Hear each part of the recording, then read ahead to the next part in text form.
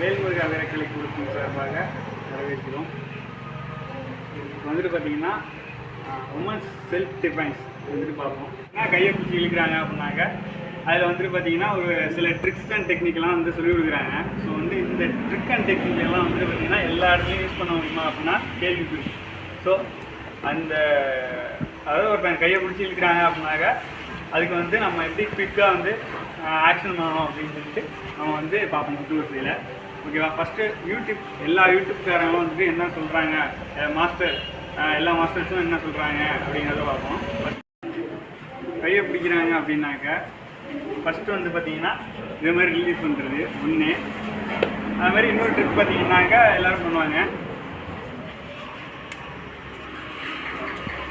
ரெண்டாவது ட்ரிக்கு.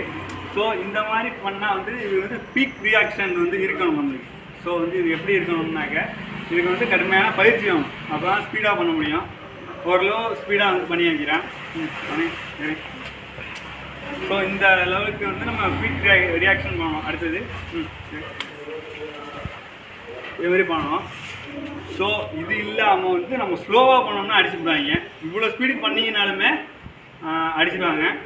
அது எப்படி பண்ணுறாங்க, திருச்சண்டைக்காரங்களாம் வந்துட்டு திருச்சண்டையில் இருக்கவங்க டக்குன்னு இது மாதிரி வந்து பண்ண வந்தால் என்ன பண்ணுறாங்க வந்து ஆக்சுவலாக அந்த ட்ரிக் யூஸ் பண்ணவில்ல அவங்க என்ன பண்ணுறாங்க அப்படின்னு சொல்லி பார்ப்போம். இது வந்து திருச்சண்டையிலேயே வந்து யூஸ் பண்ணுவாங்க. இந்த ஓகேவா பாருங்க, பிடிச்சிருக்காங்க டக்குன்னு.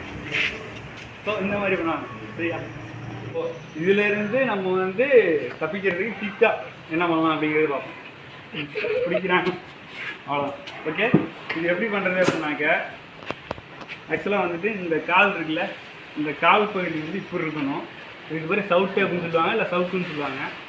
ஸோ இந்த மேடான பகுதி இருக்குல்ல, இந்த பகுதியை வச்சு இப்படி ஒரு அடித்தோம்னா அவங்க வந்து எப்படி இருந்தாலும் குனிஞ்சிருவாங்க.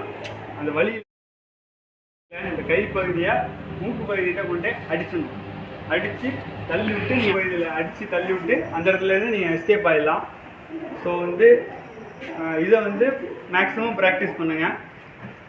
முன்னாடி உள்ள ட்ரிக்கும் யூஸ் பண்ணலாம். ஆனால் அதுக்கு வந்து முறையான பயிற்சி, தெளிவான பயிற்சி இருந்தால் ஈஸியாக எல்லாருக்குமே சாத்தியம்தான். அடுத்த ஒரு வீடியோவில் சந்திக்கிறேன். நன்றி.